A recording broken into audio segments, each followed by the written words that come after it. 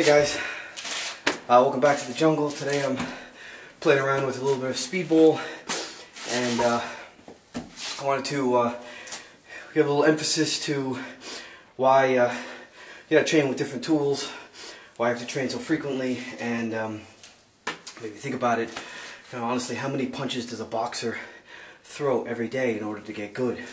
So we always have to train our tools, train them vigorously as hard as we can in different sort of formats, to using as many different tools as possible. Today I'm using some rather light Everlast gel gloves to get more of that bare knuckle feel as I punch, and I get the feel. The reason I like a Speedball like this or something like this is because obviously it moves. It really helps me with my hand-eye coordination and actually making full contact with a moving target. Helps me work in combinations where I come in with an elbow and then I come right back with the fist right after. So it's 1, 2, 1, 2. I can follow it up with a downward elbow. Just more tools and more ways of actually making connection with a moving target. That doesn't happen to be a real person, because of course we always want to practice with a real person, get the real feel, the real energy from them. One other thing I wanted to kind of touch base on is, tons of videos out there where people are saying, 50 punches per second or something ridiculous. It's not all ridiculous, however. One of the key things that, one of the key criticisms I read about, all the comments and what people say is, oh, well, you may be able to throw 50 punches or 7 punches a second, but there's no power behind it. Unfortunately, if you're hitting something that's relatively immovable, can't move back with your force, when somebody does it, you're just standing there punching as fast as you can. But what most people won't recognize is that if you have that forward motion, if you have that forward intent, your punches don't need to be, Hulk Hogan, Incredible Hulk or anything. They don't need to be that devastating, because with your body's forward motion, you're going to actually move that person. So, the fast punches, the Wing Chun fast punches type style, that you see are more of disorientation combined with the forward movement to push the person off balance to then go into a final one strike. One thing that I guess a lot of people kind of have in their mind when they're sparring or when they get into an altercation is that one punch. They search for that one punch, but they miss the point that if there's distance between us, I first have to close that distance to get to that one punch.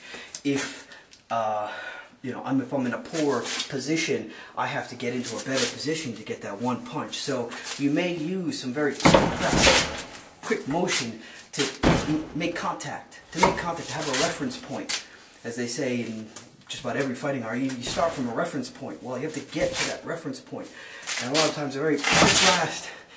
Not necessarily very hard, but very fast movements can get you into that reference point or into that position to where you then have that devastating blow. You have sort of the parry to get in there, and then from this parry you can come through with a nice, really heavy, hard chop to the throat. With respect to a lot of those videos and a lot of the criticisms I read, what the person who's making that criticism doesn't realize is that these blasts are made upon a relatively stationary, immobile object.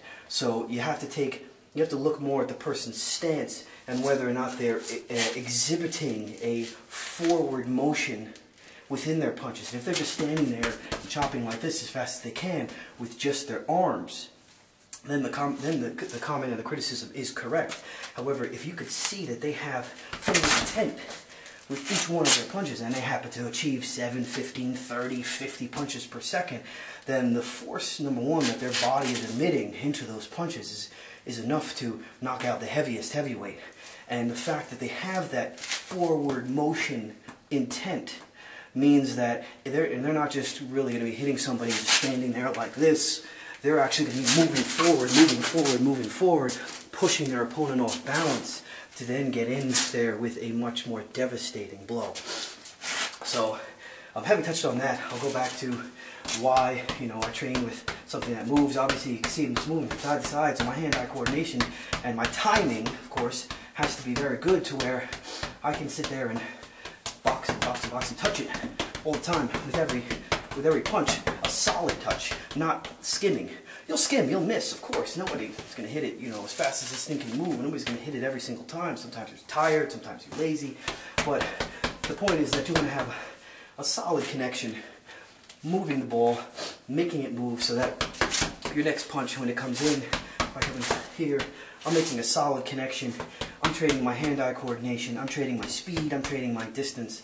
And it's imperative also that you incorporate movement as well, because while you're moving, while your opponent's moving, you're also going to have to move. If my opponent moves from here to here, in order for me to better my position, because he's now facing me at a different angle, his center is facing my center at a different angle, I need to reposition myself for a better position to get my devastating punch, my 7 punches in 1 second, whatever it is.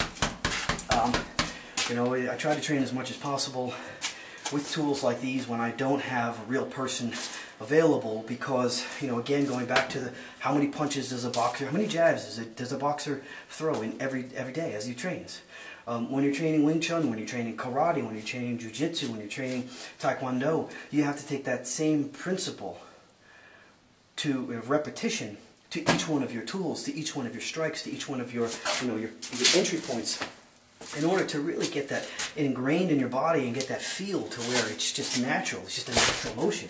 A natural motion.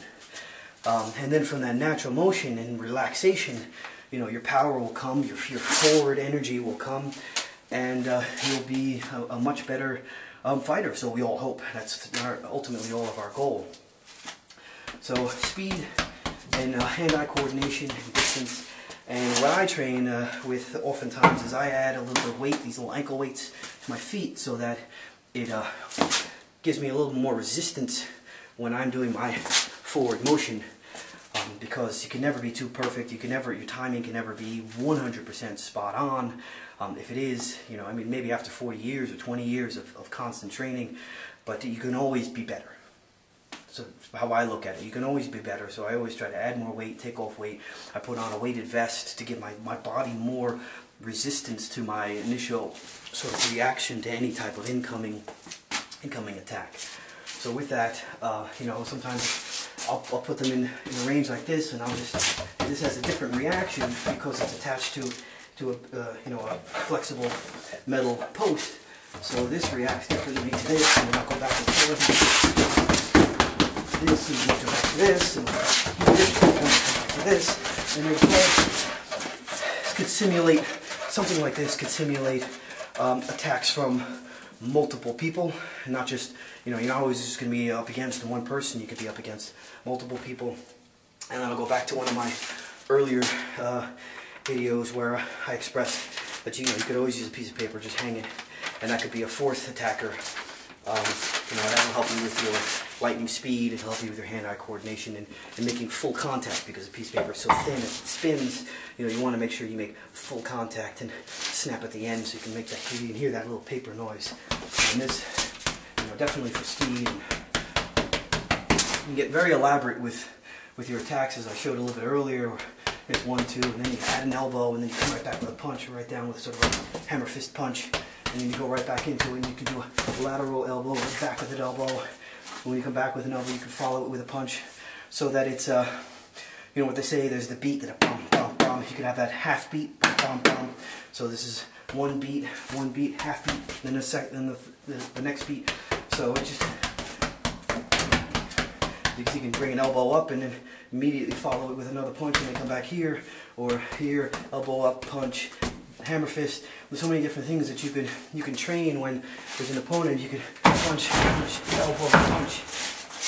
Those types of actions where you're not always relying just on your hands. You're incorporating a different tool for close range combat, and combining the two. And you could also practice, again, as I had said in one of my earlier videos, lifting one leg so you reposition or rebalance your body, and at the same time focus on the actual force exerted, so that all of your weight is on one foot and you could still throw an effective punch. With that, I'll end this quick video. I appreciate you guys watching.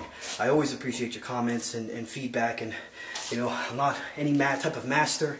I've been training for a while, and hopefully I can express some things in a visual manner that maybe will help you understand it a little bit better, or from a different perspective, or from somebody else's practicing of arts. But you know, I make mistakes, everybody makes mistakes, and I appreciate any comment or any feedback that anybody gives that can help me improve myself, as well as me helping you hopefully improve yourself. With that, I wish you all the best, and I look forward to seeing you on my next video.